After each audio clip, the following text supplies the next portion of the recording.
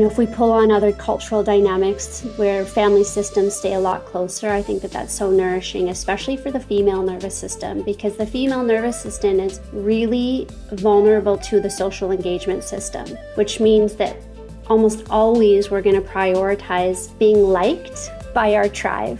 And even if that means, and almost always if that means it's at the cost to our own self.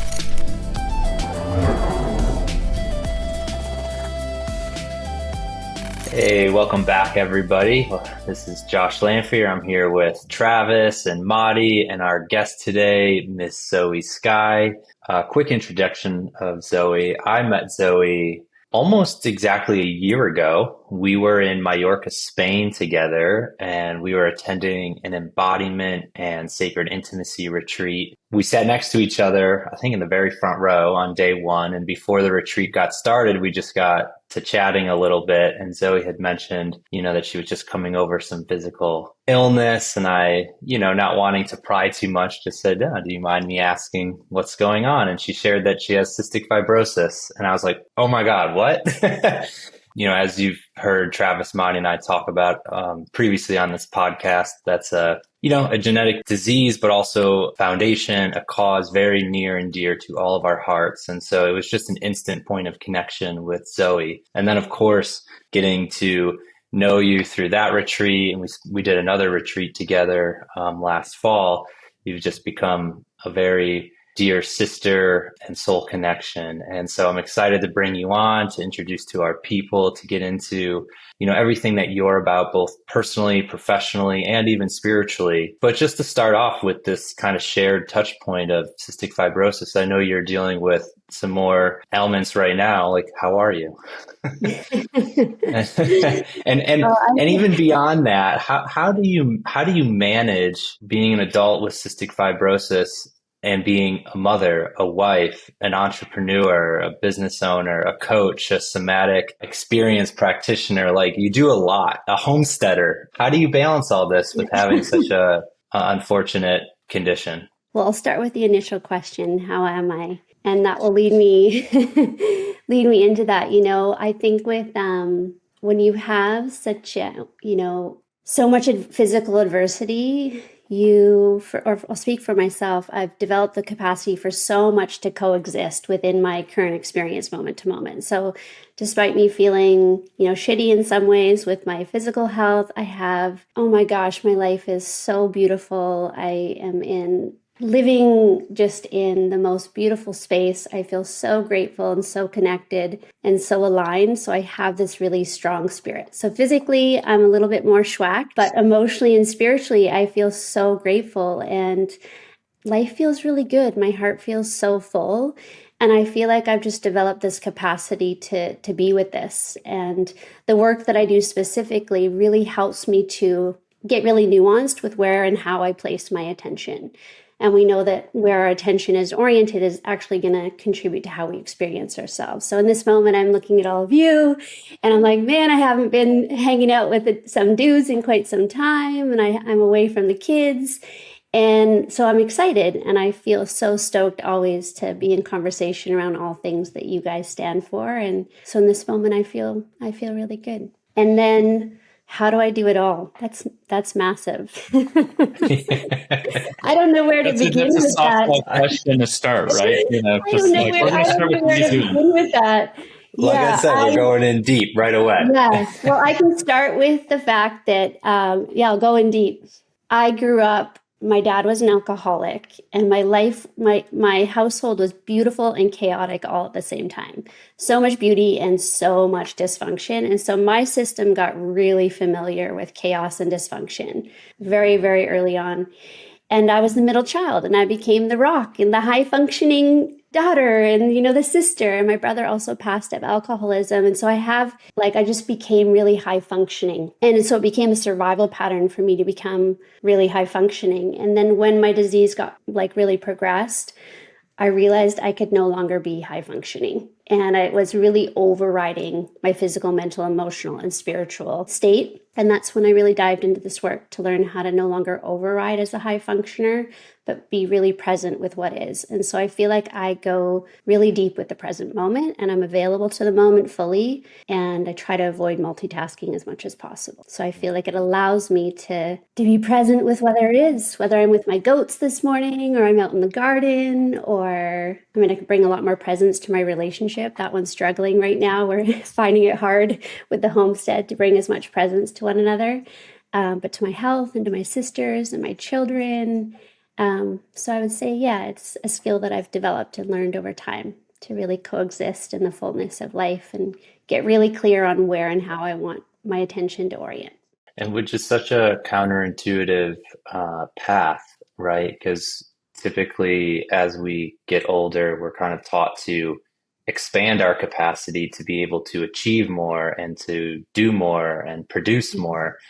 And I could relate to so many things you just said about your family upbringing and being a middle child and alcoholic and chaos and stuff. But then having to like do a 180 as an adult and actually learn, wait, I need to develop the capacity to actually be more still and to not override what is actually going on underneath the surface, which is a hard path to go down for a lot of people. Yeah. It's very counterintuitive or countercultural, right? Yeah, countercultural. Yeah, well, the majority of the spiritual practices, really the essence, like the creme de la crop, is stillness, right? Everything that we're doing is preparing us for stillness, for death, to that complete surrender. And I always say, like, surrender is a very active process. We really have to learn how to engage and fully surrender. I mean, in the work that we were doing with John Weiland, ultimately it's like learning how to fully surrender, right? Be with the moment. And that takes so much freaking skill. And systemically and culturally and through conditioning, we are taught the opposite of that. And I know for me, like, when life got really hard about 15 years ago with a lot of loss and my disease was progressing, I owned a yoga studio in Squamish at the time, and I was early in the morning and I was in so much grief. And I felt like I was just a shell of myself, like really depressed. I'd had so many terrible things happen, and I lost my identity as an athlete and a traveling yoga teacher. And I literally went from feeling on top of the world to feeling like I was a disaster. Like I had no idea who I was when I no longer could be in the roles of my identity that I've been shaping for so much of my life. And so one morning I was drumming my drum in the studio, and it just dropped into me like the feminine, even though I was teaching feminine embodiment, I was like, holy fuck, I have been operating from the principle of the masculine my entire life. And so that was the moment where I really restored and devoted myself to the feminine. And of course, the marriage eventually of feminine and masculine. But I learned as a woman, what does it mean to really be a woman in this world? And that's not something that women are really supported to do. And so much of even our science or our cystic fibrosis research or, physiological research has actually been steeped on male biology, and it has no consideration for female physiology. And so I've just been really devoted to what it means to be a woman. And a lot of that is women's, there's so many faces to the feminine, but a lot of what needs to be restored is that slowness and is that tenderness, but also have capacity for fierce passion and the grizzly mama and the natural and essential and aggression and anger that's so important for us to have. And so I've been devoted to both the slowing down and increasing my range to be more fully human instead of in this divide and conquer mentality of production, producing, doing versus just how can I be? And yeah, it is the most challenging practice, I think, of all. So 15 years ago, when you had that moment, how did that like transpire kind of from a kind of more immediate step after that? Was it finding community that with more community with other women? Was it a practice that you kind of added to your repertoire? What was the step after that? Well, it was really messy. There was no steps. It always is. Yeah. Yeah, there was no steps. It was really like being in the washing machine of life. Right. And now I have the steps to support women. But at the time, my experience was, to give a little bit of background, is that I had Mike and I had twin girls, and we lost them soon after they were born. And at the same time, within months, I had lost my brother just before that. And then I had a mild traumatic brain injury from my surfing accident. And so all these things together, emotional and physical trauma, like it made me recognize that all of the practices and all the ways I had resourced myself through like holistic wellness and growth didn't actually resource me enough to be fully human when life really initiated you. I recognized that I was really spiritually bypassing, that I was so disembodied despite being, an athlete and a yoga teacher. And so I had to go through the path of what it meant to be a human who was really depressed and had anxiety and felt really lost. And that was about an 8-year journey. So now being, who you are today and having the steps and the resources, what is often step number one to rehumanizing ourselves? Come back into relationship with our feeling body. Yeah, what does it really mean? Like, if 95% of who we are is unconscious, that unconscious we now know lives in the body. And when we start to learn how to attune interoceptive capacity to our inner worlds, we start to recognize, holy shnikes, like there is so much going on in my inner world, and our state drives our story. So our nervous system is really driving our biography. So I would say number one is come back into relationship with your feeling body. That's where the magic is, like that's where, gosh, everyone's craving more and more and more. And ultimately what we're craving is to reveal our whole selves. And we can't do that until we can know how to allow that to erupt from within versus it being a mental construct. I would say that's the first step. Yeah, I love what you just said on how we want more. Like we always are wanting more. I think that's just part of the human condition. And if we're unconscious to that need, right, usually it's more comfort, more materials, more accumulation.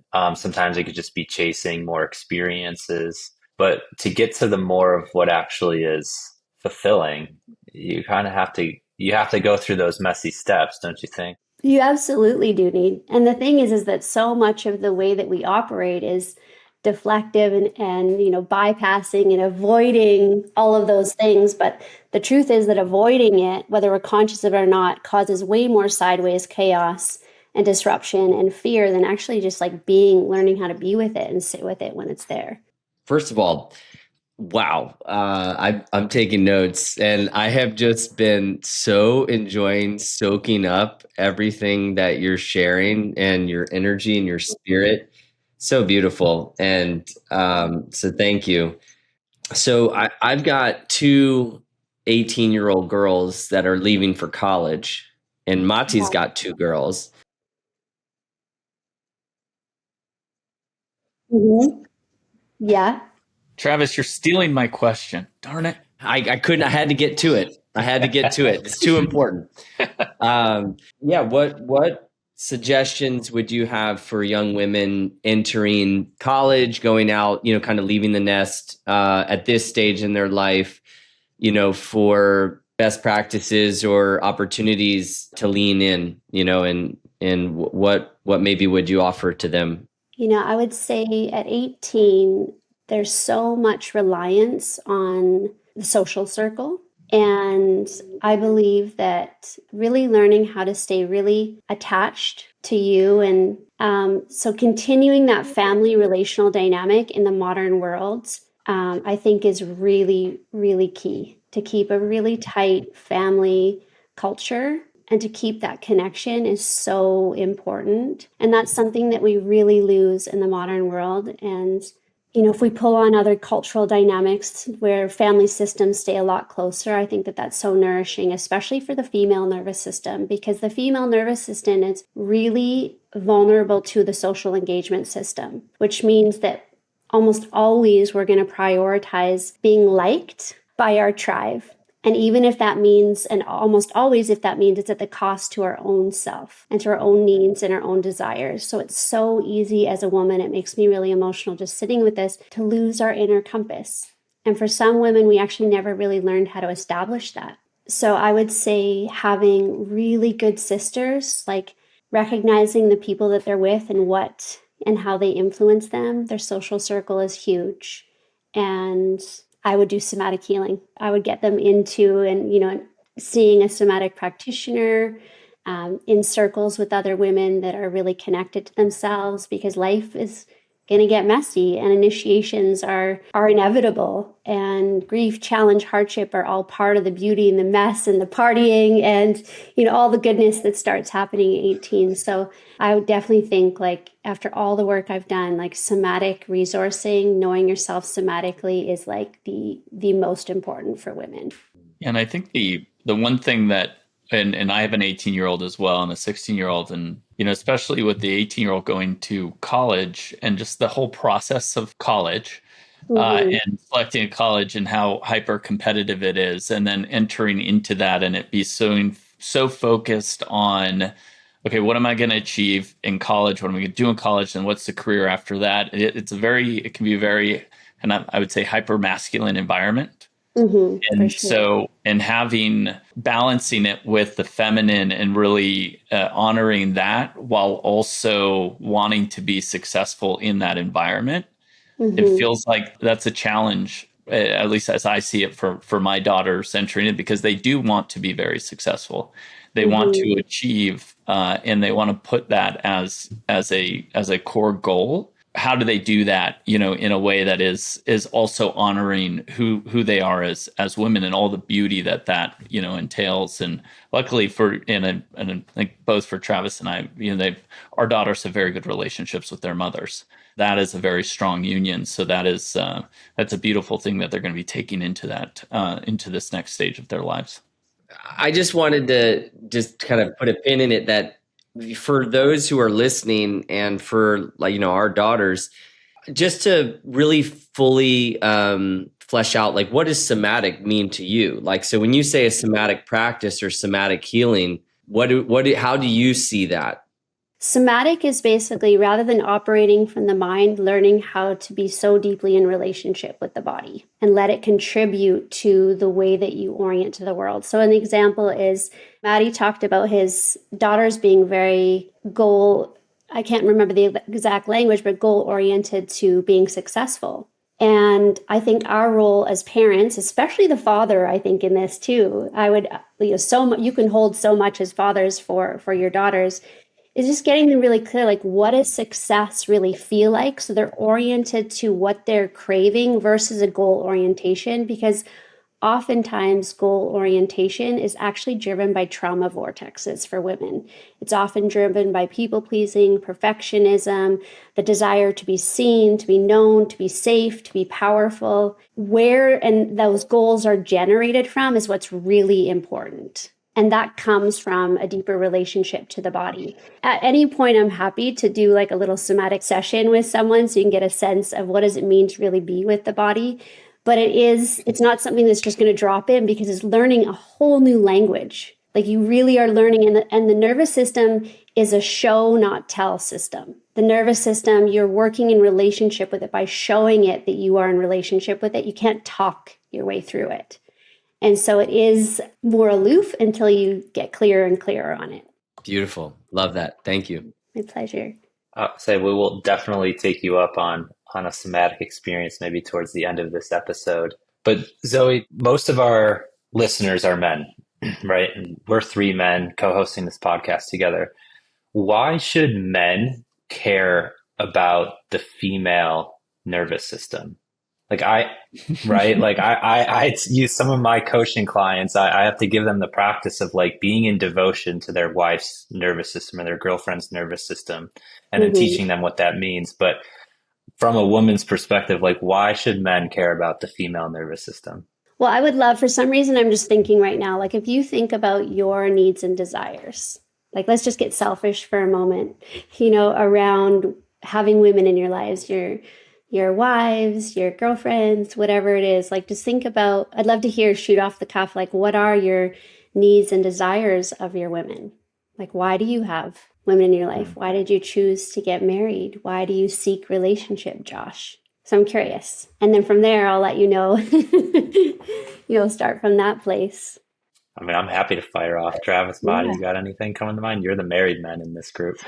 Yeah, I mean, the first thing that comes to mind in partnership with my wife, Danny, is one, found like I finally found somebody who could fully accept me for everything that I am. And that was really the biggest indicator to me of wanting to come into union with her. And that she also indicated that she was willing to learn and grow together, and that we could continue to do that in a safe space indefinitely. And that was incredibly valuable to me, because I'm like a super curious critter, and I'm not the same person I was 5 minutes ago. And like my lifestyle can change, and my goals and my desires. And, that was a huge aspect. Also, the desire to be an integrated family together was a huge one, because she was coming from a divorce. I was coming from a divorce. We integrated our families and it felt whole. So like what you spoke to earlier about the tight family culture has been probably one of the biggest gifts for our children collectively. And then we have a son together.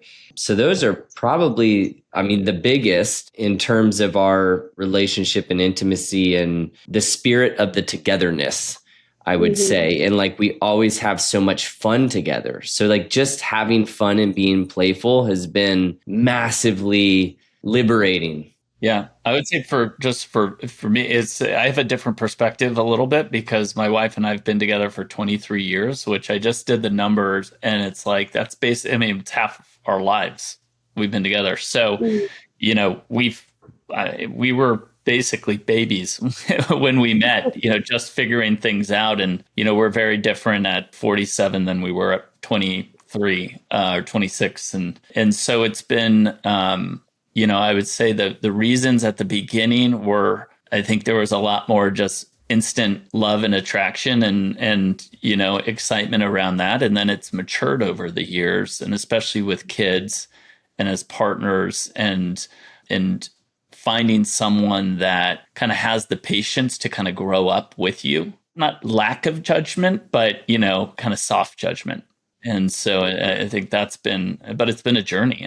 When you're together long enough, you keep evolving, right? And so you evolve individually and collectively, because I feel like with a lot of relationships that don't work is you're evolving individually, but as collectively you're not, right? And so your paths diverge. And so our work has been really like, how do we continue to evolve individually as humans and as people, but do so in a really collaborative way? And can we have the love and patience for each other to do so? Mm-hmm. Beautiful. Thanks for sharing. Josh, I'm curious about you. Yeah, well, I'm in a much different boat than Matti and Travis. I'm not married and I don't have children, right?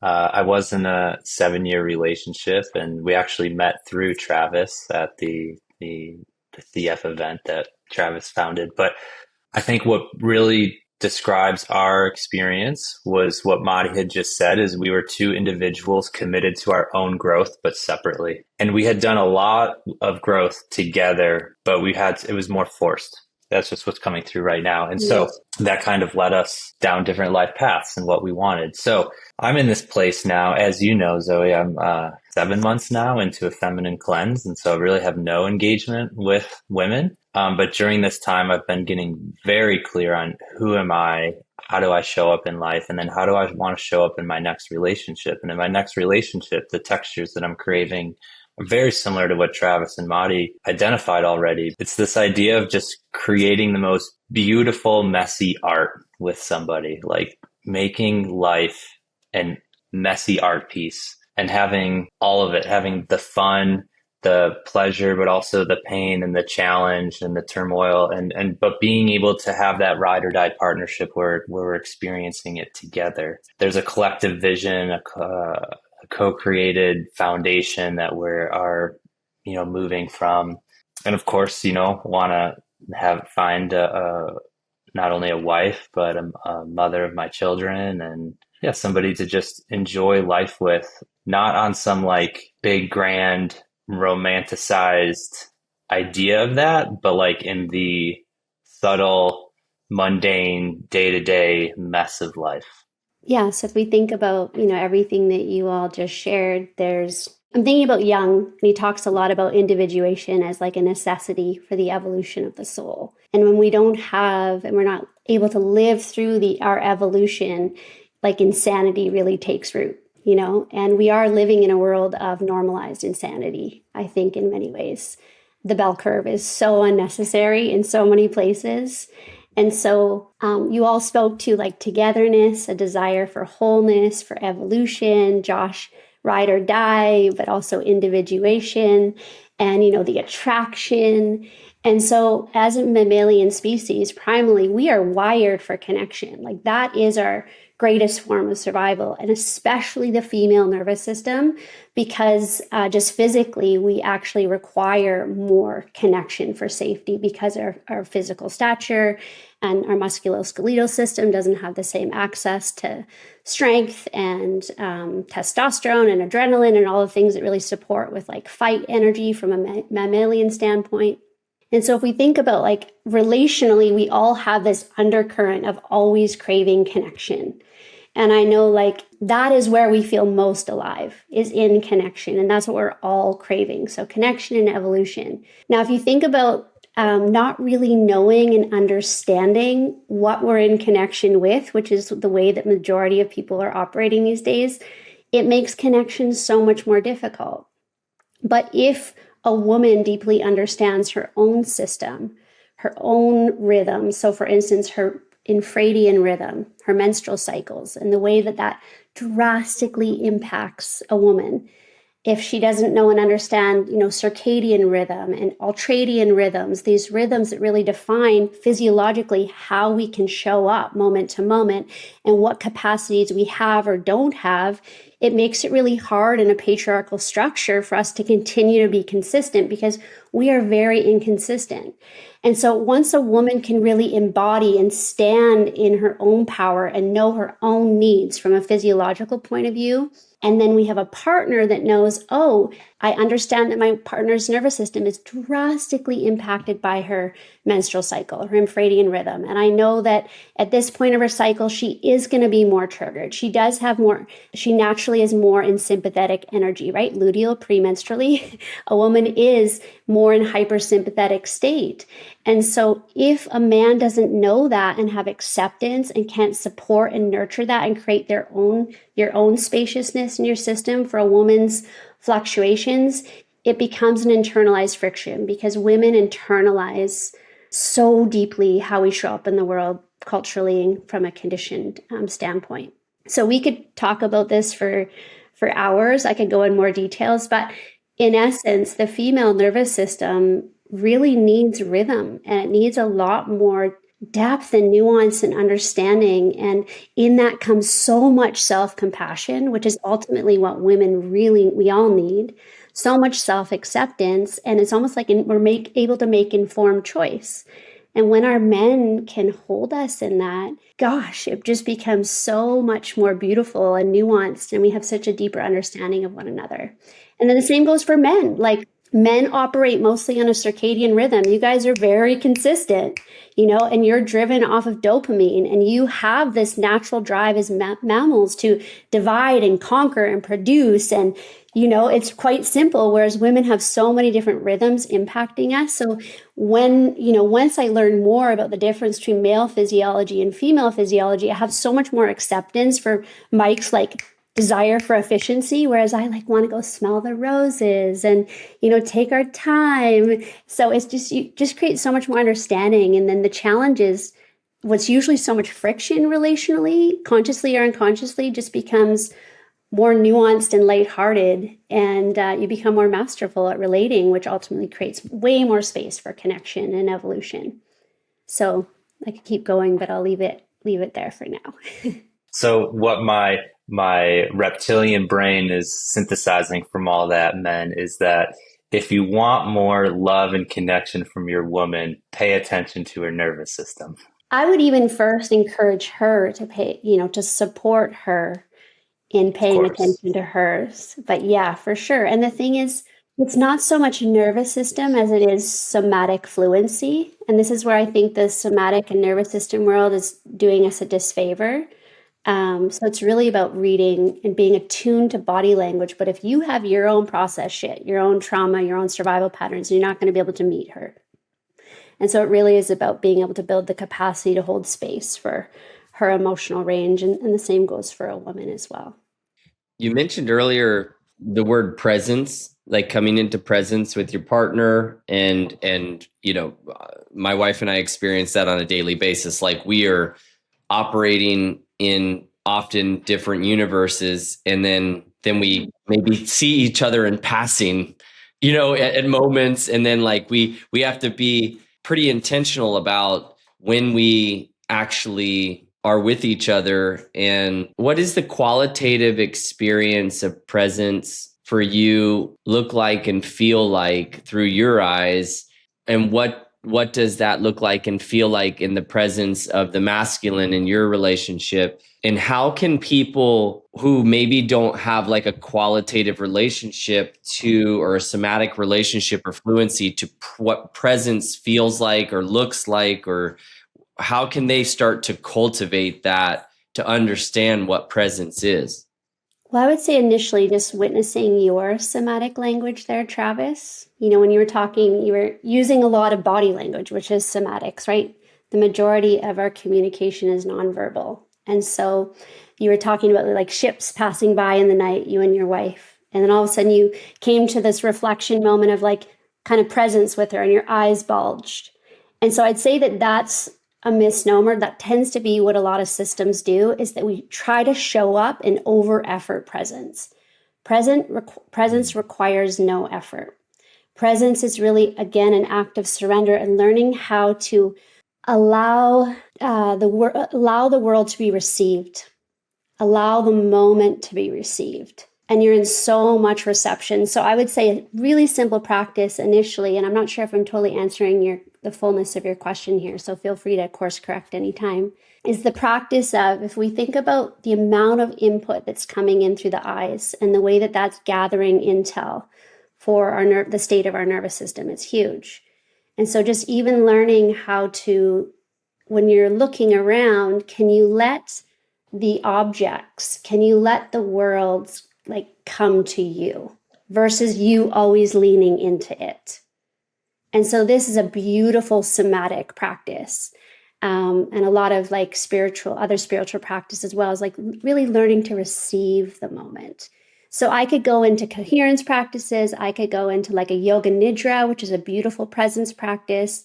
I wouldn't say meditation, because the majority of nervous systems actually are disembodied in meditation. It's more bypassing than embodied. You have to be really embodied for full presence. And so learning how to really receive the moment. And so in partnership, it's really like even just having the practice of say you place your hand, you said your wife's name's Danny, Travis? Like placing your hand on her. So rather than being present with her, it's like, can you show her the nonverbal cues of her presence initially? Because it's like going straight to the eyes is a huge request when your ship's passing in a night. That's like going from like 100 to 0. So can you bring presence through your body and allow it to titrate, which is gradually come together, rather than going straight to like the full stimuli of the eyes? And just wait till she receives it, and you learn how to get really nuanced in your reception and your attunement of your hands and your body. And so you can be present with the tree and not looking at it. I can be so present with my children while they're in the other room, and even they're at my sister's house right now, because I thought I was going to be getting the pick line, and I can still hold a lot of presence with them. And I'm happy to offer practices or anything beyond that. But I'd say that is the biggest thing, is really learning how to receive and not over effort presence. And it's a vulnerable place. It's a really vulnerable place to be. Let's just take a couple minutes. Drop us in the present, Zoe.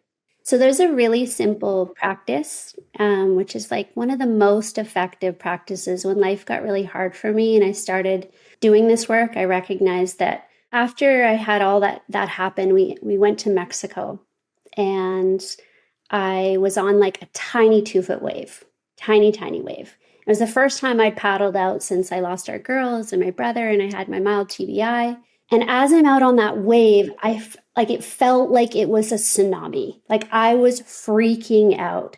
I had never panicked before. I was always so used to being really active out in the mountains, out in the ocean. And my whole body was receiving that wave like it was a tsunami and my life was going to end. And so that was like a metaphor for how a lot of people can enter and be in trauma vortex, and their response to the moment is incongruent because of incomplete trauma. And so the practice that I did to learn how to come back into myself for almost 2 years was this practice I'm going to share with you. And it's so simple. And that's what I found the majority of the most powerful work is so simple. And you don't really know it until it lands. So it takes time. And it's one of those things where presence deepens and deepens and deepens. And ultimately, presence is the nervous system feeling really safe, which we call full engagement of the ventral vagal tone of the nervous system, of the vagus nerve. So the practice is to show your system that there is no threat, right? So we can either have explicit threat, which means we consciously are aware of a threat, or for the majority of us, we have implicit threats, which means the body has a memory that we consciously don't remember. Implicit threats have no timeline. It's always now. The threat is always now, and that's trauma. Whereas explicit have chronological order. There is a timeline to them. So if we know that a lot of your body is carrying implicit threats, emotional and physical threat, it's important that we're always showing our system, okay, we are safe. And show is the importance. So in this moment, just noticing your sits bones, like the way that your pelvis, and in a new way, you always want to, if you are used to inducing presence with a practice, like a meditative practice or a Kundalini or pranayama practice, you want to go in a different way. And this is neuroplasticity in action. So you want to find your sits bones in a different way and get curious. Like curiosity is the engine that drives somatic intelligence. And so just like, ooh, like I feel the warmth. I actually feel the fabric of my pants. I've never felt the curve of the chair like that before.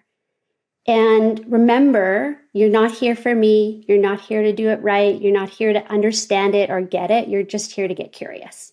So you take all kind of schooling pressure off. When we're unsafe, we're actually really rigid. And so the spine is a beautiful tool to bring mobility, especially on the rotational axis, to show our nervous system, wait, no, I'm safe enough that I don't have to be rigid.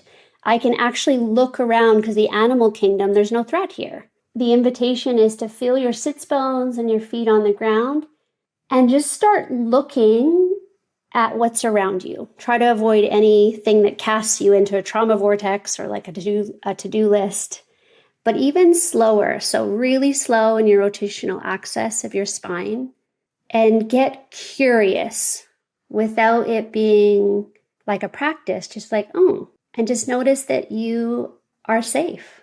And despite maybe there being some eyes after this conversation we have together and how we may all want to be perceived or together in this moment, there's connection. You have 3 brothers with you that you've known for a long time.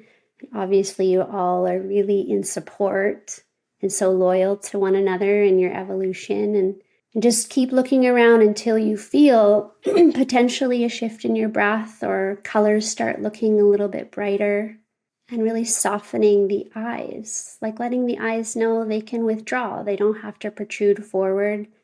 They don't have to hyper engage. And notice what you're doing with your hands, like if there is any self-soothing. So that's an orientation practice. And it's a beautiful practice to just keep coming back to time. And so we know that we're down regulating the system when we have yawns, when we feel like a burp coming up, or we want to pass gas, or we feel, all of a sudden hear and feel our tummies rumbling. This is when we know the nervous system is like, okay, I don't have to be so on. So you are showing, like, I think about like, gosh, you guys are fierce, right? Like males out in the animal kingdom, and you have so much to tend to. And in this concrete jungle, that becomes so confusing for the masculine nervous system because you guys are you are driven for protection. And here you are, you're always wired for this. So just like imagine you're always out in the animal kingdom, no matter where you are, and continue to show your system that you're safe emotionally and physically. And the more you do that, kind of check back with me and you'll notice it makes a huge difference. And like I said, it took me about a year and a half to go, wow, that's what it's like to be in presence. I'd been meditating for like 20 years before that. And that was like, that was full embodied presence, to be fully human. And that's where I say I'm on a peaceful rebellion to rehumanize, because it feels so fucking good to be fully human and in our bodies. Wow, that was excellent. You know, it's funny. I'm staying at an Airbnb, beautiful part of Virginia, Western Virginia, and in doing that practice, I finally, like, for the first time, actually looked around and noticed all the things on these shelves, which is fascinating. I mean, all these little like mementos and trinkets, and just fascinating. You know, in this whole setup to get ready for the podcast, it was like I was so laser focused just on like this single desk in this room that I had no idea what was around me. Yeah. Oh, I love that. Yeah. And like that really is like the depth of presence is so massive. Like imagine if we missed, and so many people miss because we have so much narrow focus, and it's not our fault. Like our nervous systems do that because of cultural conditioning. But when we widen our capacity to receive it all, like think about the amount of fulfillment that comes from just like the beauty and the little nuance of what's around there. And unfortunately, we live in a world that really dismisses and trivializes what's actually really necessary for our physiology, physically, not just emotionally and spiritually. Like we physically, especially for women, our primary regulator is oxytocin. We absolutely need connection and slowness and touch and beauty, and to experience that in the world for our physical health. Like your women absolutely need, it's not trivial for her to, you know, to beautify the home. I mean, we can definitely get, you know, there's discernment there where it gets to be controlling and too much for sure, but beauty and presence and art, it's so massive. It's huge. And you look at other cultures that like have so much spiritual depth, and they're so adorned, right? They're so adorned with beauty and art. Well, Zoe, something that came up for me is, you know, I'm sitting at my home desk here that I sit at, you know, for 8 to 10 hours a day, probably. As I'm slowly looking around and engaging with my environment and just receiving it, I have this little plaque on the wall right to my left, from my grandmother who passed away. And it's like, I completely forgot it was there. And like, when's the last time I actually read it? It says, if you're lucky enough to have a house by the water, you're lucky enough. And, and so when I like, you know, engaged with that, which I'm like, I completely forgot that was there. Now all of a sudden I'm thinking of my grandmother. I could feel my heart. I'm like, yeah, I live, the ocean's right there. I am fucking lucky to live where I live. And how just something so simple by slowly turning me like, oh, there's that plaque that I haven't read in months, maybe even a year. So that was great. And something that I love that you said, and you caught me, because at the very beginning when you brought up neuroplasticity, which is something that, you know, the three of us are familiar with, especially with, you know, we all do medicine work, and as we know, like medicine work is, neuroplasticity is a big benefit of that. But when you said don't just go down your deeply grooved pathways to presence, right? Because I have my ways of coming to presence. Yeah, you called me out. And I'm like, huh. And so I'm gonna steal that actually in my own offerings and facilitations. That's a good one. Amazing. I love that share about your grandmother. If you look at Josh right now from a somatic sense, can you feel his resonance, his transmission, like so differently? He's got a lot more color in his face, his shoulders. He's like a lot more embodied, you know, and not saying that we weren't, like we all will shift into that state, but it brings so much life force. Like you have so much more life force in your body just by witnessing and doing that tiny practice. Yeah. Yeah. I mean, I'll just even on that, because I'm practiced in this kind of work, right? Like I could feel the blood flushing into the surface of my skin. I could feel the heat in my face, not anger, but joy. Like I could feel myself smiling more, even though I'm not looking at myself in the mirror. Yeah. Well, you showed your system it's safe enough to be in connection. It can chill out. doesn't have to be on edge. And majority of us are in protection versus connection without knowing it. And so that practice of orienting, I mean, Travis, you asked, what can your daughters do? That's a beautiful somatic practice, is just orienting and just letting them know, hey, I learned this thing, that it's really important to show your system that it's safe. And the cool thing is that, you know, when I was first doing this work about 15 years ago, I knew that this was going to be mainstream. Like, it had to be somatic work, and it's just going to become more and more available for your daughters. So it's going to probably replace a lot of therapy and whatnot. So they'll have the resources. I said, well, I'll definitely be sending them your way, Zoey. So you'll be hearing from them. Okay. Amazing. I love that. It would be cool to get all the girls together and do a little group retreat. I think they would get a lot out of it. It's when you say it's like around like art and beauty, and my wife's an interior designer, so she spends a lot of time on things that I'm not as that I don't prioritize in the same way in terms of our house. And the result is we have a very beautiful home that is very colorful and vibrant. And, and she's also done a great job of really bringing art into the lives of my girls. My artistic skills kind of stopped at maybe from a visual art, probably age 12. So I can do like tanks and rockets and fighter jets. But beyond that, I haven't really evolved much.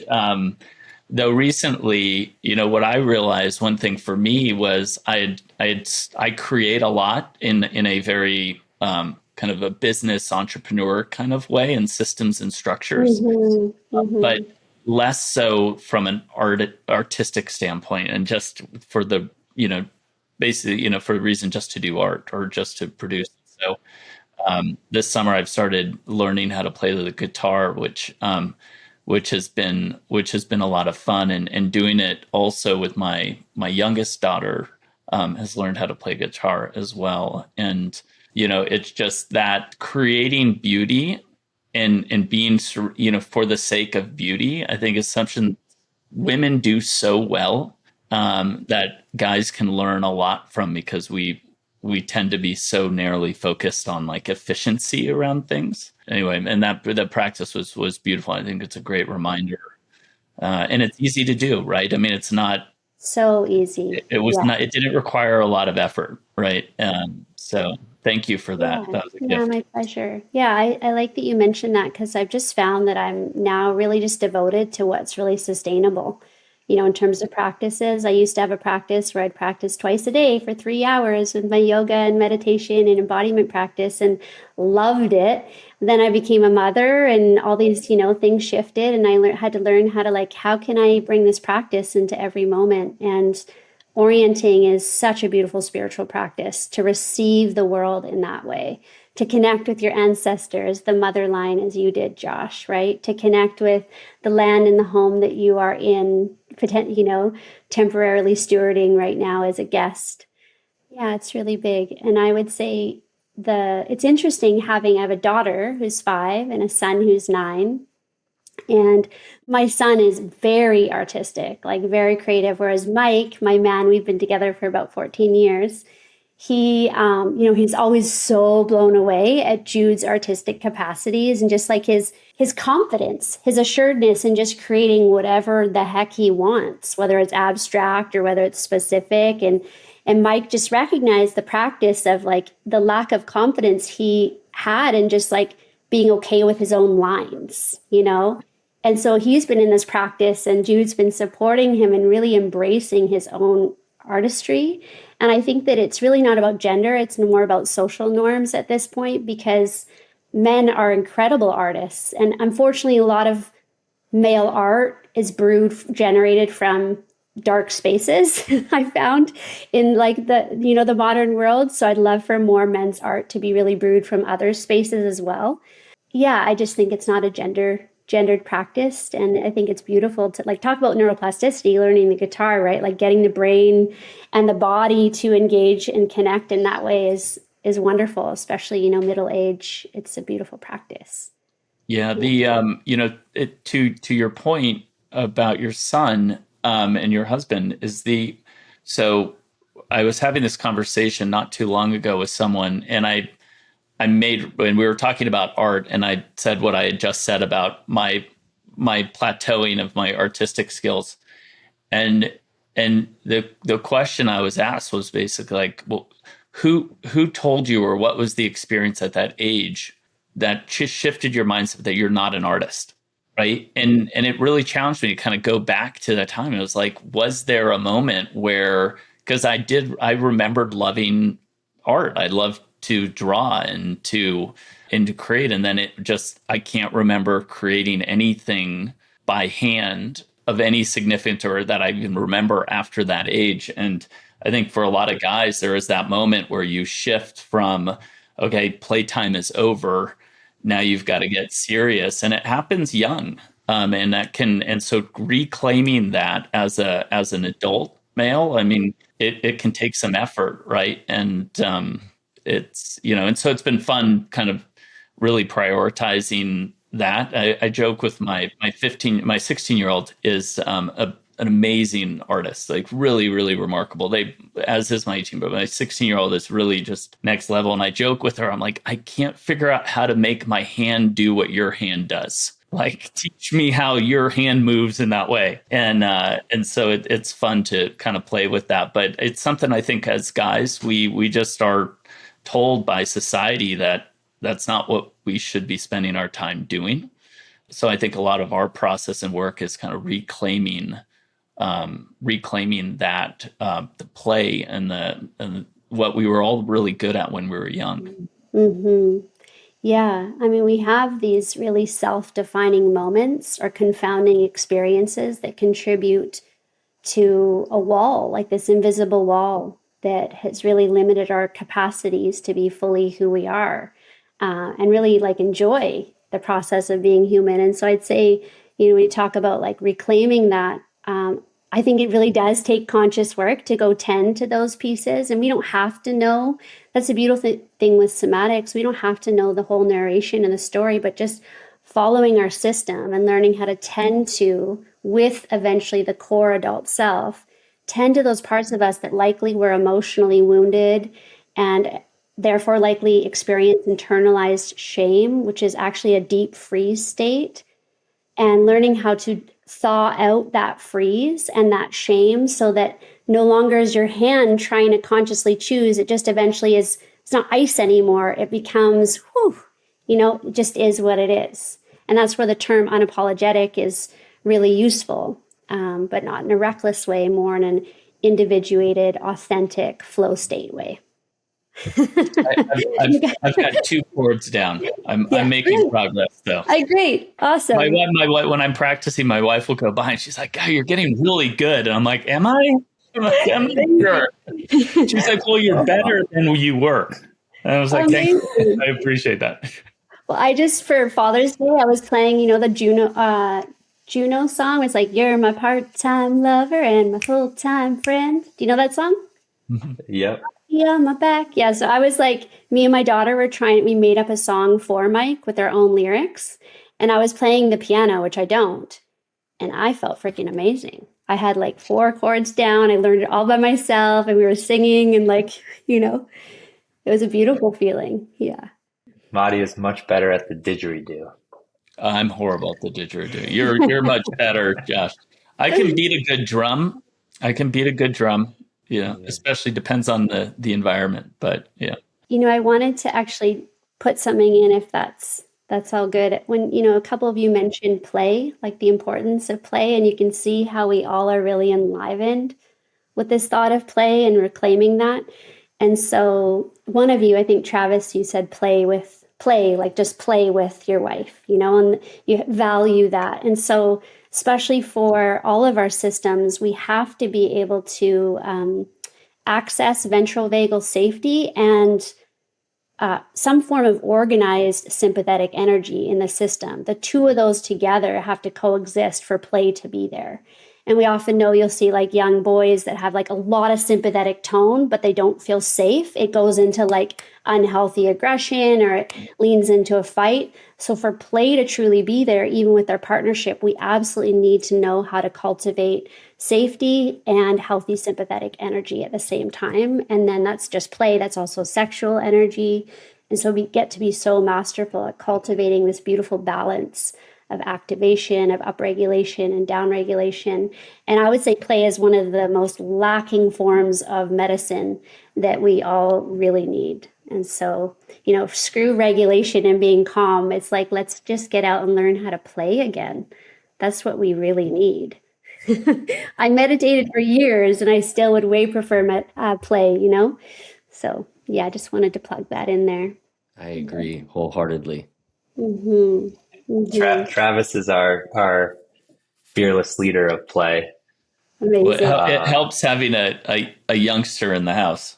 How old is your My son is on his way to 5. So he's like 4.5. So there's not a moment of the day where he's not wanting to play in play or wanting to play. But yeah, it's a great reminder. And just love. Here's a question for all of us to answer. You remember, like, growing up as kids, we'd call up our friends and say, "Hey, you want to play?" When did we stop doing that? When did we stop calling up our friends and say, "Hey, you want to come out and play?" Like, I used to do that all the time as a kid. You guys too? Well, I feel like, Josh, we just had this conversation yesterday, right? We did. Yes.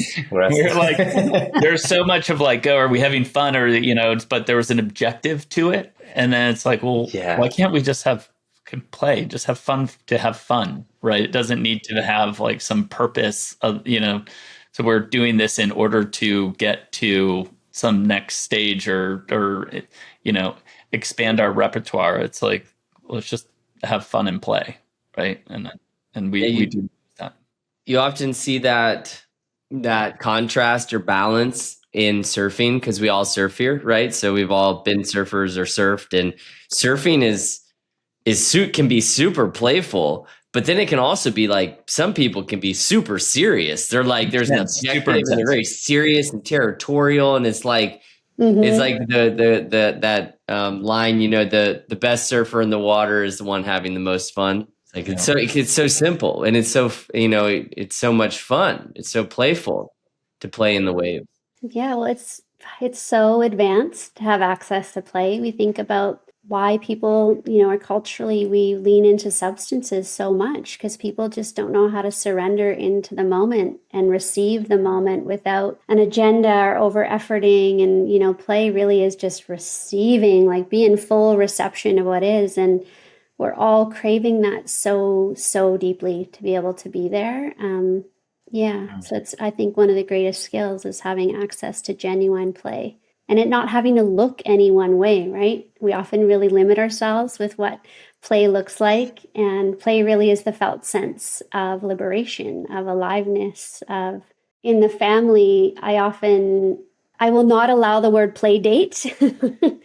Like, all of a sudden this word play date was coming in, and I was like, play date?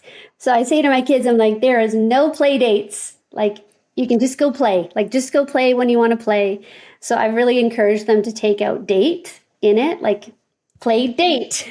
Like, so yeah, just culturally, it's interesting. And, part of it is everyone's just so torn in so many directions, and life is so full, and the stressors of the modern world and technology, all these things have kind of stretched us way too far. And yeah, we just need to learn how to get back to what really matters. I often say, actually, with my disease, I've become really successful at being so far behind on everything that doesn't really matter. Yeah. That's great. Like bookkeeping, what? Taxes, what?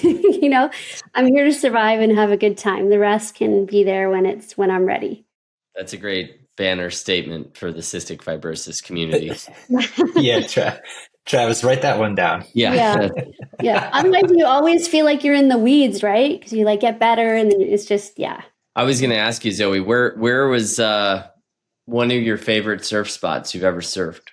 I think for me, it was less about spots and more about the community that we cultivated in the Baja for like 4 months.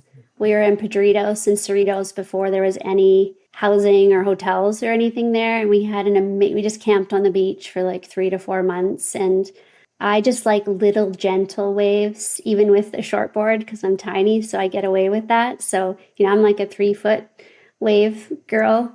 So I really like, Pedritos and Cerritos. Pedritos would like hit my edge often. And I managed to run into some sharks there, which people don't. And I'm like pretty scared of sharks. It's like one of my bigger fears. I make them present when they're not even there. My dad took me on a Jaws ride at Universal Studios when I was younger, and I didn't know I was on the Jaws. I didn't know I was on it, and all of a sudden, And since then, Jaws shows up everywhere, like in my bathtub, in my shower, and So I'd say it's funny because like in the line of work that we're in, right, with the coaching and just in healing in general, I have to have these conversations sometimes with my mother around childhood conditioning and wounded, and she could like take offense to some of the things that I share. Mm-hmm. And I always use the example of Jaws as a childhood conditioning. I'm like, remember that time you let me watch Jaws the morning before we flew down to Florida? Yeah, you remember that, Mom? Yeah, that traumatized me for years.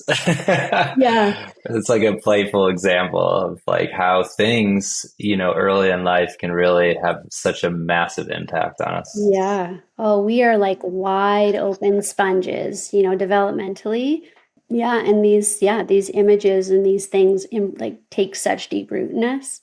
I mean, that's a beautiful conversation, intergenerational and family systems as well. And it's impressive to me from a cystic fibrosis and chronic illness standpoint, just being in this community for a long time, how often that can become such a big part of the identity for people.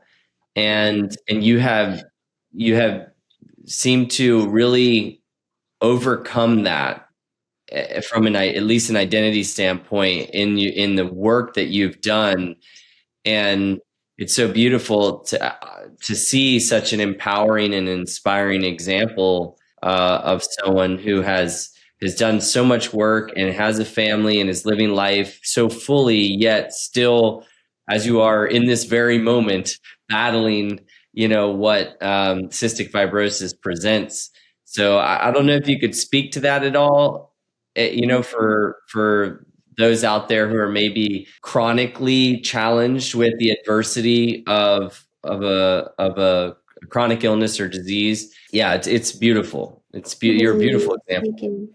Yeah, I mean, I'm obviously really passionate about this topic. So from a personal standpoint, I think I really benefited because I was diagnosed really late and I have atypical cystic fibrosis. So they don't know what genetic mutation it is. And because I was diagnosed so late and I was really neglected on so many levels with my disease prior to it being diagnosed, by the time they went into my lungs and were like, oh, wow, okay. I had to establish my own relationship to my body and get so attuned. So I studied integrative nutrition and health psychology and yoga therapy, and I was a kinesiologist, and I was super active as a really competitive athlete.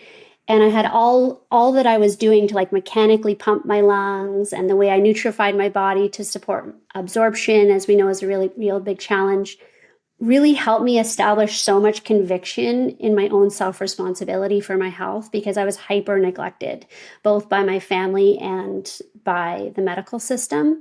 And I think that really challenging journey empowered me to be in deep relationship with the potential of what it means to be a human. And so I learned I learned so many practices to physically support me. And somatic healing has been one of the biggest practices. I can actually support my nervous system to uncouple its inflammatory response around when I'm fighting an infection.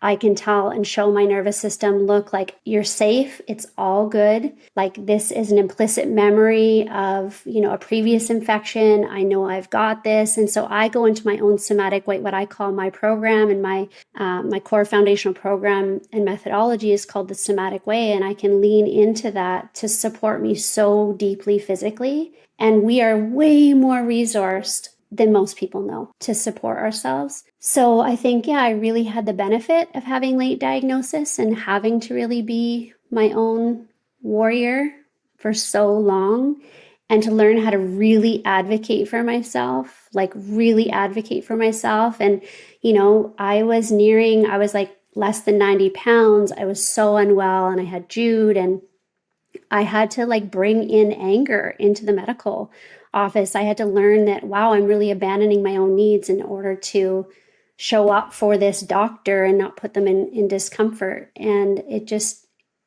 every moment was an edge. And I just learned how to be so self-responsible and just really advocate. And then also I was in a couple of CF groups, and I found myself, and I'd studied with Bruce Lipton, biology of belief back in, not with him, but he was a teacher of mine, biology of belief. And I really believe from a nervous system perspective that our beliefs live in our soma.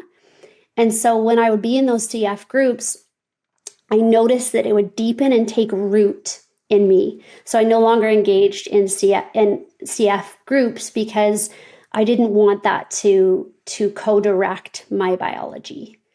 And nowadays I'm conflicted because I want to be more actively involved in the CF community, yet I also don't want to identify that way, and I don't want to get so enwrapped in it. So I find it a bit conflicting.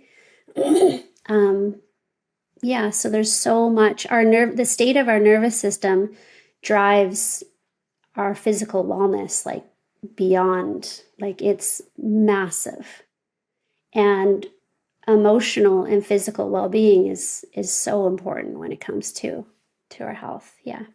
Yeah, thank you. My sister Leanne was diagnosed late in life with CF, and that's how our family's journey started with CF. So she had she battled and was a warrior up until she was diagnosed at 40, and she had a lot going on, and still does. But there was a gift to that in what you're describing and sharing, and I've never heard it put in those words. So it's really wonderful to hear it, hear your voice, and how your full expression has experienced it in that way. Yeah, thank you for sharing that. My pleasure. Yeah, so your sister, I'm so curious whether I learn now, or I'm hopeful that there'll be plenty more meeting points down the line, because I would love to hear more about that. Yeah, it's really rare, right? It's so rare to be in that place about 40. I was 37 when I got diagnosed, or no, 34. I forget, 34, 37. Yeah. Yeah, it's very strange what all the different mechanisms of genetics and biology and all the things that are a part of our life and that maybe we aren't even aware of. So it's an interesting journey for sure. Yeah, I mean, I could get really esoteric at this point, and I think I just will. But I felt Please. when just prior to my diagnosis, and I was really unwell, I felt this, I knew and I felt that this imprint of this disease was from my mother line 3 generations ago.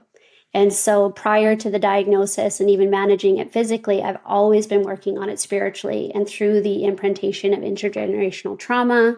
And I could just feel the amount of suppression and shame I was carrying as a woman that came into this lifetime with me, and how much that supported, like that burden, that body burden on my system is huge. And I feel like the more that I support that and I orient towards that, it's wild. Like even antibiotics, I've been on antibiotics now for like 10 weeks and my mental health is good. Like I feel good, Yeah, there is so much more at play here. And I believe that genetics is just an expression of divine intelligence that's been passed down through the imprint of our ancestors. And so when we look at it that way, rather than it being something that's handed to us, it's like, ooh, I get more curious about that. And I sit somatically with that imprint. And it's pretty cool what arises once you develop the skill to be with the nuances of that. Amazing. I love that. And I wrote down a quote by a very wise woman that says, curiosity is the engine that drives somatic intelligence. Mm. I like that. I heard it recently on a podcast. I love that. Oftentimes people are like, what did you say again? I want to write that down. I was like, I don't know. I don't know what I said. I got a page worth of what you wrote down, so I'll type up some notes and share it post podcast with you. So Great. Sounds good. Yeah. My jam is just to be in conversation rather than writing down. So I love that. Yeah. The other two that you said that were my favorite were surrender is a very active process, and everything is allowed to coexist. I love those. Thanks. Yeah. A lot of permission to be fully available to all. Like, gosh, we're all living with so much in this moment, and how can we? So much. Yeah. And so really getting, masterful with our attention rather than indoctrinate an agenda around it is, really beautiful when we can start to cultivate that. Well, your day to day, and are you working directly? You have coaching clients, so maybe give a sense of what your kind of vocationally, kind of how you kind of focus your time and attention. Yeah. Okay. Well, and make sure you include the goats. Ooh, okay. Do you want to trigger that afterwards? We definitely, and we always have to talk about goats if they come up. I could bring them in. You could meet the goats. My labor of love at the moment. So I'm a somatic experiencing practitioner. That's my current umbrella. The way I like to think about it is I really am a midwife of fully embodied liberation. And particularly right now, supporting women to liberate themselves through the wisdom, the power, and the pleasure of our own bodies. Women are really suffering, guys, on a very, very deep level, and we have to forge a new way. And so I'm in full support of that because I believe that that the mother, the great mother and the feminine needs a lot of tending right now. And I believe that the masculine also needs that.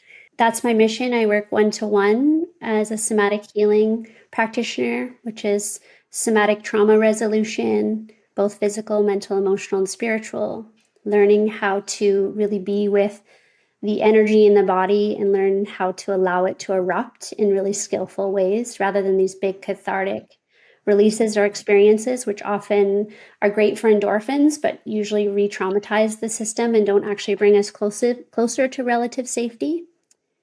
And so I work one-to-one with mostly women right now in deep immersions for 3 or 6 months. And then my baby right now, finally, after years, because of my health, I've unleashed my foundational program, which is really geared towards those that are cultivating deeper sense of leadership in their lives as teachers, coaches, healers, practitioners. And it's called the Somatic Way. And I'm specifically supporting women who want to lead and love and live with more wholeness and more fullness and more truth and embodiment through a methodology and a practice of coming home to ourselves, because we can only lead others as far as we can lead ourselves. And so that program, I'm just wrapping up my first beta round.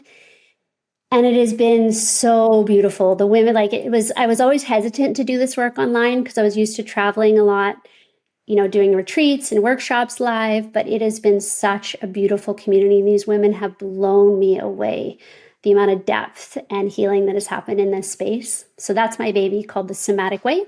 And there's 2 tracks. The first track is personal evolution, all about the self and offering the self what we need. And then the second one is for professional certification for those that want to hold and weave somatic intelligence through the Somatic Way into their teachings and the way they show up for the world. And then I also offer a deeper love container, 2-to-1, which is for conscious love and partnership, which really is steered around body-based resonance versus like upstairs talk therapy. And how can you come into resonance with one another's systems, both as individuals and as a collaborative field, as the relational field as well. And that's a beautiful container that I love as well. And so the beta group, going back to that, how long is that process, and maybe how big is that group, and has anything through that process really jumped out as like surprising you that you weren't expecting going into it? Yeah, so it's right now I have a really small group for the beta launch. I just wanted 6 women.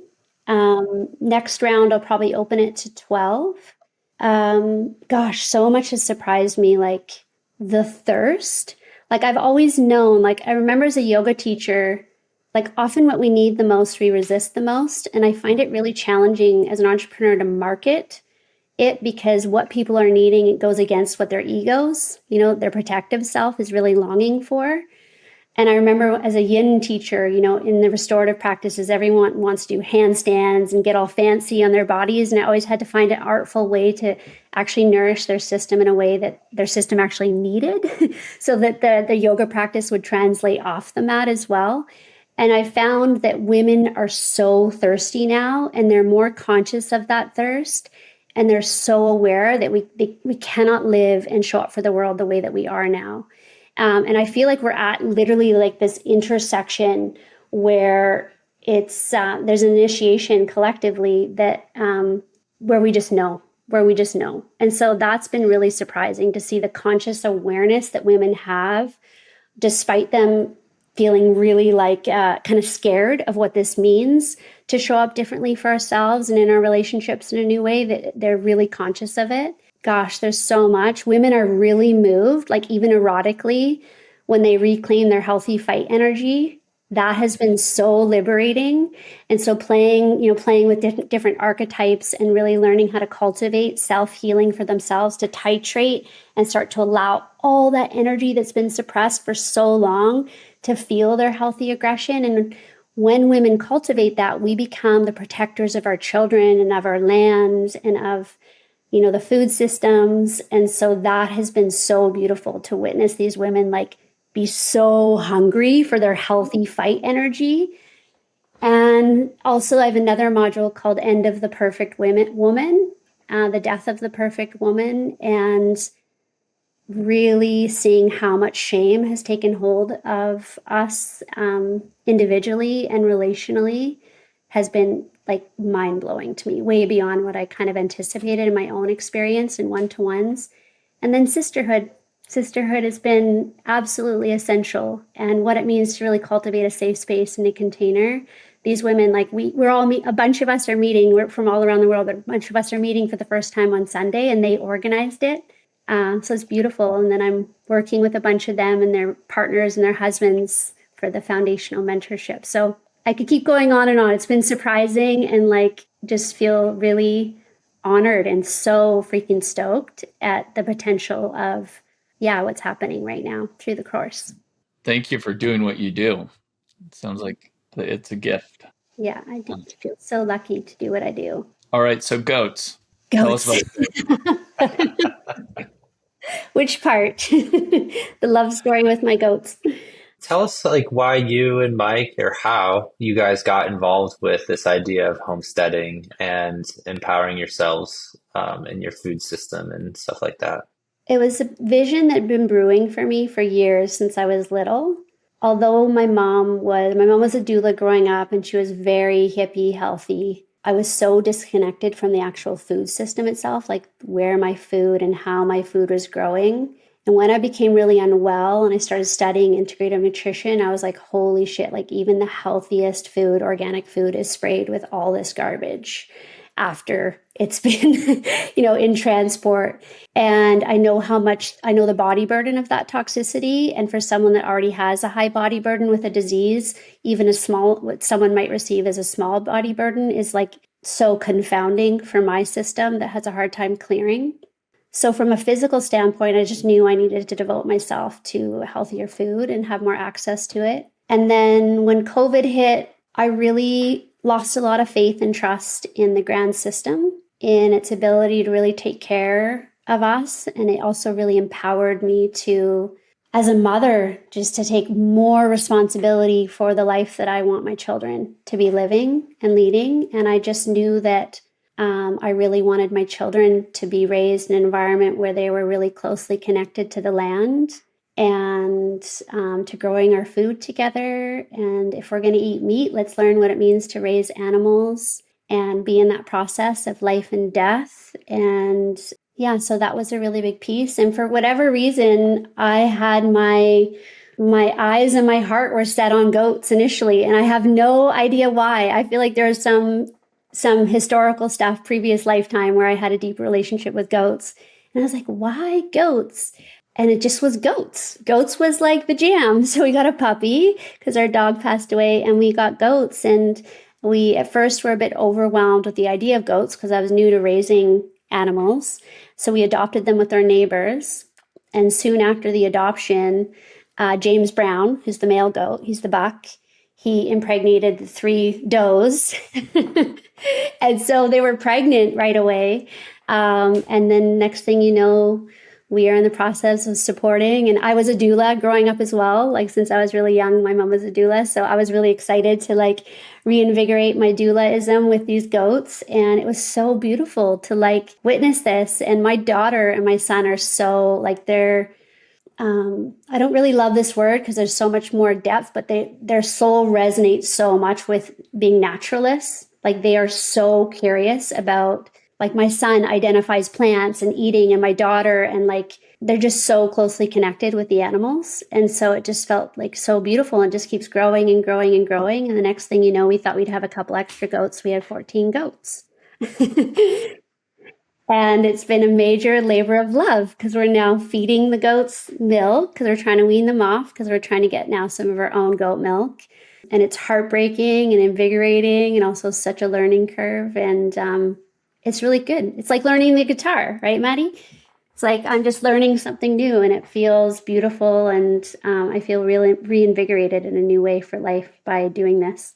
And then food, we grow so much of our own food. I'm in food as medicine program. Usually I lean into Gerson therapy. So when I'm really unwell, I try to take in about 26 pounds of fruit and veggie through cold pressed juices to support the absorption. And I eat so much food. Otherwise I get so skinny, and we are growing a lot of that food. And it just feels like such a gift to be able to do that. We'll have you over. I'd love to have you guys over to the island one time and come check it out. Yeah, you live in a beautiful part of the world. So out of curiosity, with goats, with that amount of goats, how much land do you need? Can you have that amount of goats in a relatively small space, or do you need like a lot of place for them to roam? Yeah, so we only have 2 acres, and it's more than enough.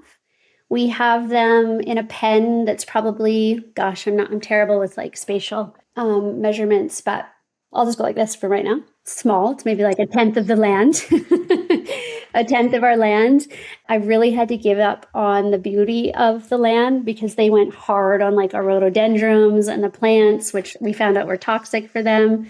So we had to cut down like tons of these beautiful things, but they often just roam and they're hanging out. They're often in our house. They're so freaking cute. And they just roam the land pretty freely. Yeah, so you don't need much. You really don't need much. I'm blown away at how much can happen on 2 acres, and we still have so much space. And we have 2 massive garden areas. Do you do like play areas for the goats? Yeah. Like, do they like toys and kind of things for them to interact with? Mostly just structures. So my son is such an engineer and loves like building things. And so I go out there and almost every day he's got like a new structure of, just all these board placed in different ways and bins stacked. And right now I'm selling this bookshelf, and it's right outside our front door. It's on Facebook Marketplace. And it's like, I don't know, it's like 8 foot tall is the highest shelf. And there's about 6 shelves. And the goats are just hanging out, climbing up all over that right now.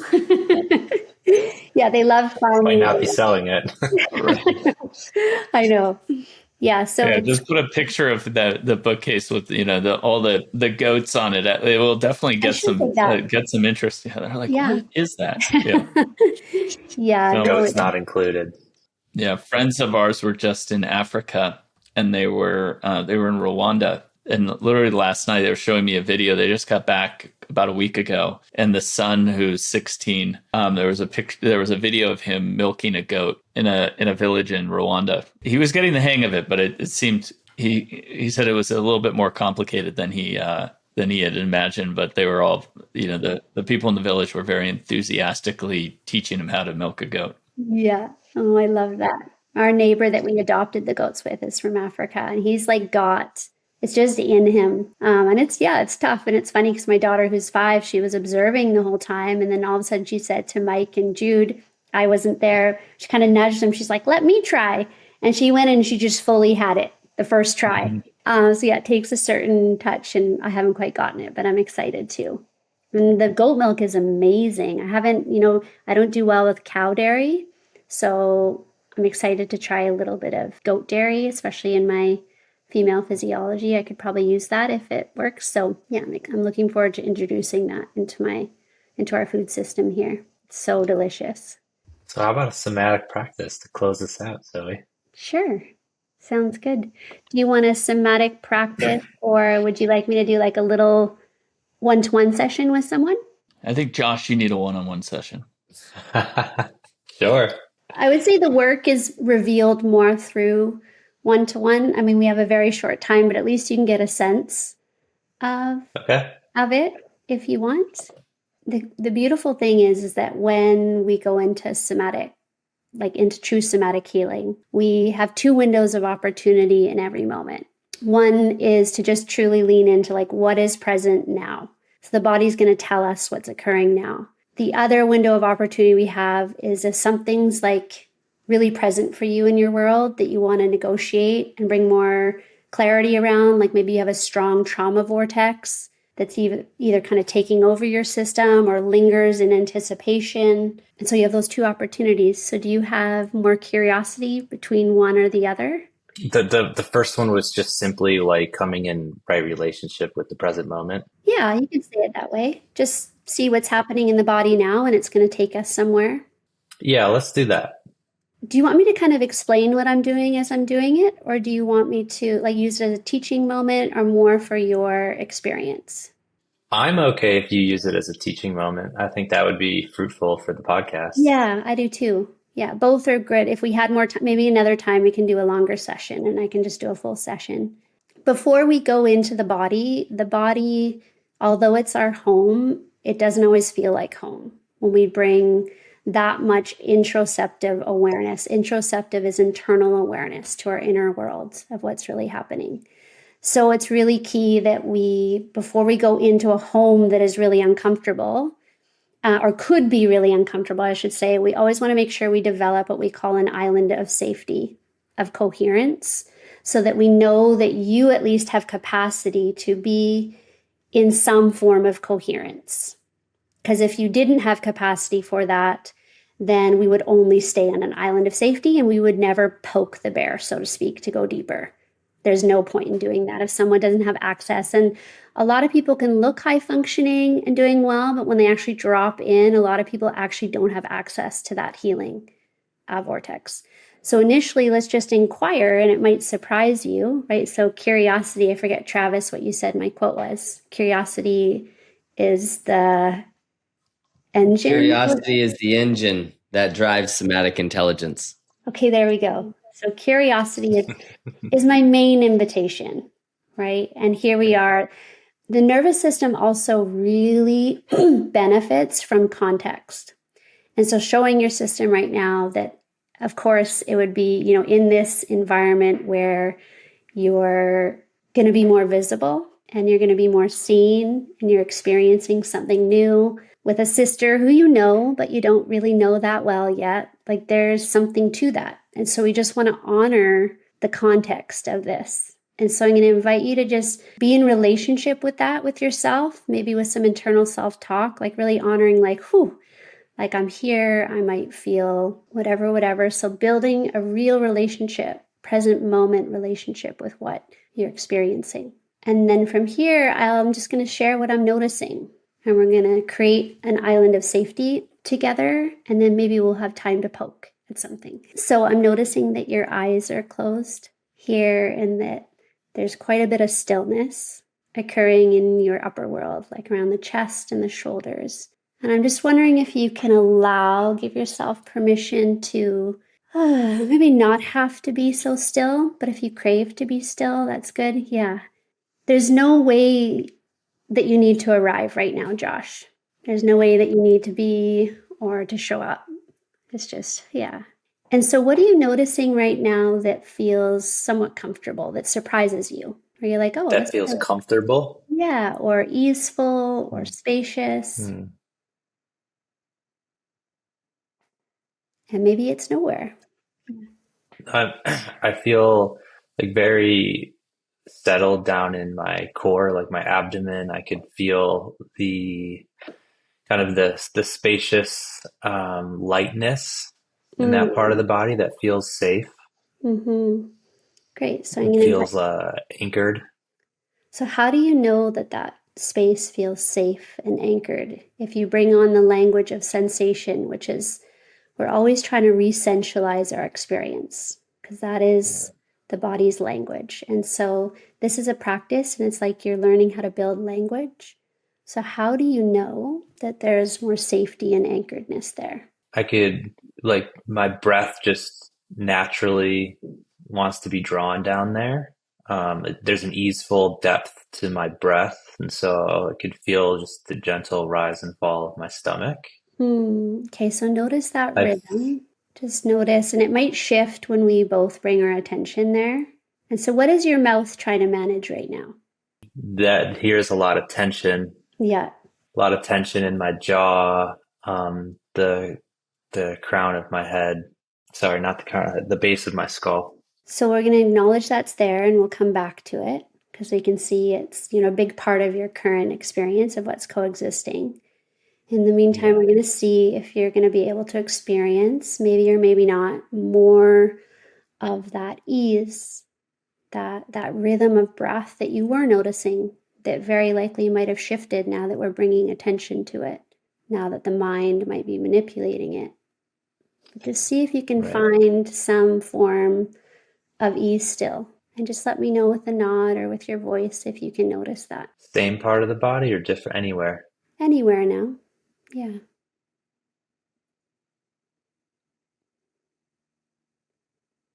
Okay. Yeah. Great. And what are you noticing there? Well, actually, I was drawn to my hands, Hmm. Great. which I just have my fingertips touching. My hands feel still. Hmm. Feels like there's a lot of energy in my fingertips. Mm-hmm. Um, Mm-hmm. can almost feel the energy going back and forth. Okay, great. Is that a familiar experience for you, or is this newer the way you're orienting to it? Hmm. No, it's a familiar experience. All Hmm. the qigong Travis has me doing. Okay, now I'm just going to invite you to experience your relationship to this experience. What is your sense, and how do you experience all this energy and this capacity that you have for your fingers to come together and make contact? And Hmm. what do you notice when you just, yeah, there you go. Yeah, so coming in relationship, that ability that you have to self-soothe, to contain all of that energy, which from a teaching moment is a lot of sympathetic energy in your system that also feels really frozen. Kind of gas and brakes are on at the same time. So just acknowledging that. See if you can notice a part of yourself. Maybe for some reason I'm going to 5-year-old, you as a 5-year-old, just the capacity that you have to bring just your hands together and to contain and still show up with all of this energy. And let your 5-year-old know that you can do that. And that also at the same time, wow, I've lived with this much energy for so, so long. And just again experience your relationship to that. And I'm curious what you're noticing. Um, I'm noticing grief start to come to the Mhm. surface. Yeah. So would it be okay to allow your body to open up to just a little bit more of that grief, to feel it and to sense it in a new way? And again, the same way we talked about play, grief doesn't look one way. Grief has so, yeah, and I see your mouth and your throat. So I'm going to invite you, Josh, to not manage that. So see how so I'm going to invite the energy to be there and build. There you go. Okay. So rather than using our coping and our management techniques to override the energy, we want to learn how to let it move. But sometimes you will need to cope and manage if it becomes too much. And the way that the body works is it comes in waves. And so this is where, we're only getting a tiny dose because the body takes a lot more time to renegotiate than the mind does.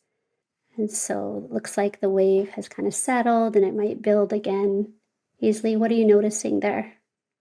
No, I'm noticing a lot of the energy and tension in that part of the body, and I'm just Mm-hmm. at your cue, just letting it be there. Great. And what are you noticing? Love to hear like the energy and tension. Where is it? Specifically on the lower left side of the jaw. I see it's kind of your left jaw is kind of hunched to the left a little bit. I'd say it's both, but it also just feels like somebody's kind of taking a nail underneath my chin too. Did you ever have any like whiplash accidents or get in any fights where maybe your head got thrown back? Oh, sure. And I'm just wondered if that potentially could be coupled in. Maybe, maybe not. We're just kind of poking and using it as a foundation. If that experience could be coupled into this grief around also having a lot of this fight, this healthy fight energy, having to be so managed and composed. There you go. Yeah. How are your hands doing? Are they still together? They are, yeah. Yeah. Great. So coming back and really letting that part of you, your 5-year-old, or maybe you're more at like 12 or 13 now, just letting him know, yeah, I'm here. Like show him that you are safe. Show him that you are here with your brothers, Travis and Matti, and that you've cultivated so much richness through this energy. And now it's time that you get to move this energy rather than compose it. It gets to be revealed and erupted. And it's really beautiful, healthy fight energy that wants to move. Yeah. And for the sake of I'm time, noticing now. yeah. I'm just noticing now how other parts of my body are wanting to tense, like my feet and my hands, like almost now wanting to make a fist. Yes, exactly. So can you allow it? I'm going to do that too. And maybe Matti and Travis, we can all like make the fists and just, not performing it, but just following the impulses of the body, that fight energy, feeling the strength. There you go. And I'm going to invite you to just pause for a sec whenever you feel ready. There you go. And feel yourself protecting yourself. Maybe as a 12, like back off, whatever it is. Feeling the excitement of a lifetime of so much energy, and maybe even paternal line energy. And you now being, having to carry, being a conscious man, having to figure out, how do I manage all this fight energy as a modern man? Still provide safety and love and nurturance to the world with all of this. Great. So this is major neuroplasticity in action, releasing a lot, reorganizing. Yeah. Oh, Yeah. Yeah. wow. Yeah. And we're going to come back into the coherence. And so just there, we're not going to rush anything though, unless you guys tell me, point at your watches. But without coming to us right now and showing up for us, we're going to invite you to be witnessed, to feel what it's like to be just witnessed and seen. Yeah, and allow your attachment system to receive us with your eyes closed or open, but just to receive the world around you, to receive your brothers, and to show your nervous system that, hey, it's actually beautiful to witness all that fight energy, and it's healthy, and that belongs. Mm-hmm. Same with me. Yeah. So what are you noticing now that just feels a sense of, ease or contentment? Maybe look at your grandmother's thing on the wall if you feel called. But coming back into connection is a great island of Ah, silence. Yeah, yeah. yeah. I really felt the flushing of that tension when I had like what felt like a 10-second yawn, Mm-hmm. where my fists and my feet were clenched, and it's as if the clenching, of that tension and then the yawn allowed all that tension here and under my chin to just kind of flush through the hands and the feet. Mm-hmm. Mm-hmm. And then after the yawn, I laughed because my whole body just like, ooh, like Mm. I felt gravity for Mm-hmm. for the first time. Mm-hmm. Yeah. Yeah. Beautiful. You are frozen on my end. I can hear you, but just so you know, in case it's like I look like I'm staring through you, because your attachment system is going to be really aware of that. There you are. You're back. So just practice for one more moment, like really receiving our presence here and getting curious about that. Like, what is it like to be here now? If we had more time, we could go on, lots of waves and go deeper with Yeah, I that. bet. But that's really what it's about. It's so simple, and it's about attuning to what the body is really revealing moment to moment, and learning how to slowly minimize all of our unconscious management strategies so that the Yeah, energy can actually move.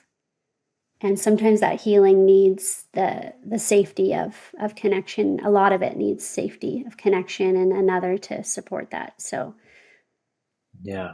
yeah. So we'll leave that there. Thanks, Josh. Thank you.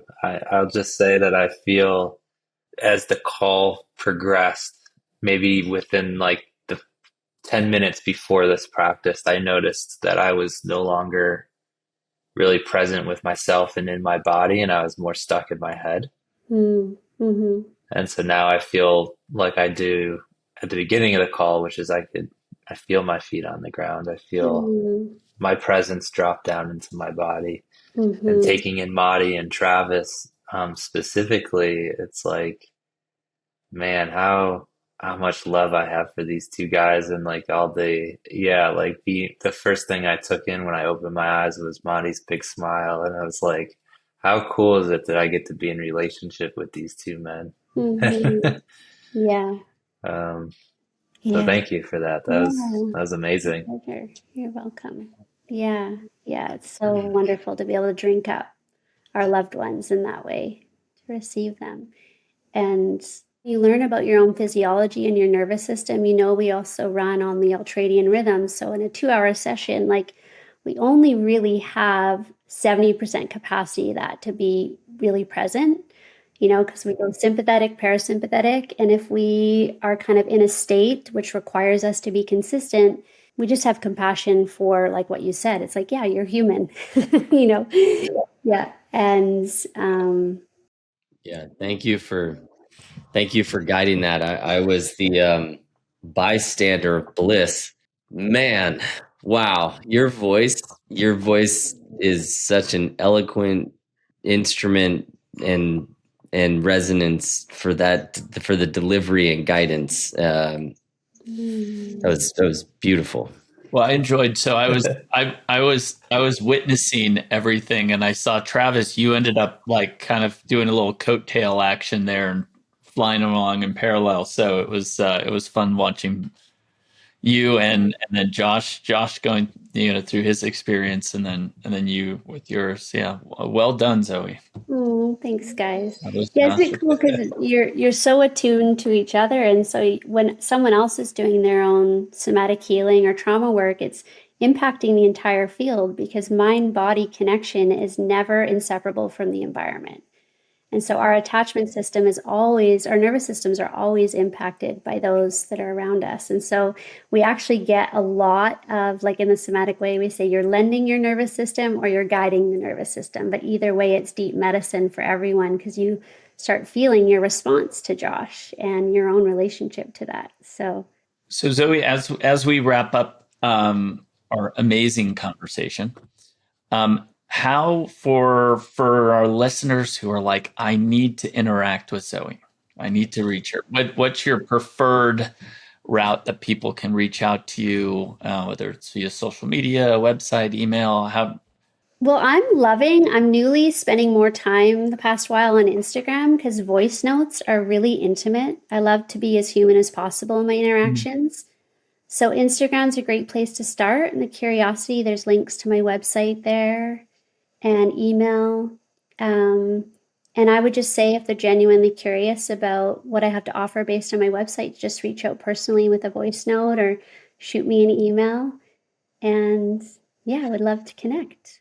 I'll just say I love when I open my Instagram inbox and see a voice note from Zoe because I know it's about to start with Josh Meister. Yeah. Yeah, totally. Totally. Josh Meister. Yeah, I love the Meister. It just sticks. Just sticks. Well, it's been such an honor. Like I've really, really enjoyed. I was telling Mike before, it's been a long time since I've been in a relationship and kind of related or revealed my own work to the embodied masculine in this way. And so it's just a gift for me to be able to do that. It's been a long time because I've really been focused on women or in partnership. And that's actually how Mike and I met, was he hired me as his yoga therapist. And he's like, you got to work with more men. Anyways, so it was just a real gift to be here. And I was really excited. And I still feel excited to hopefully stay in contact. And yeah, I really appreciated this chat as well. Yeah, thank you so much. Yeah, we really appreciate your time. And this has been great. So hopefully we can have a round two at a certain point. And thank you for everyone who tuned in. And if you enjoyed this conversation, please share with others and subscribe and follow us. And we're having a lot of fun doing this podcast, and so it is play for us. So I know it is for me. So it's really enjoyable to be able to have these conversations and share them with our friends and new friends and growing audience. So we appreciate everyone's support and look forward to next time.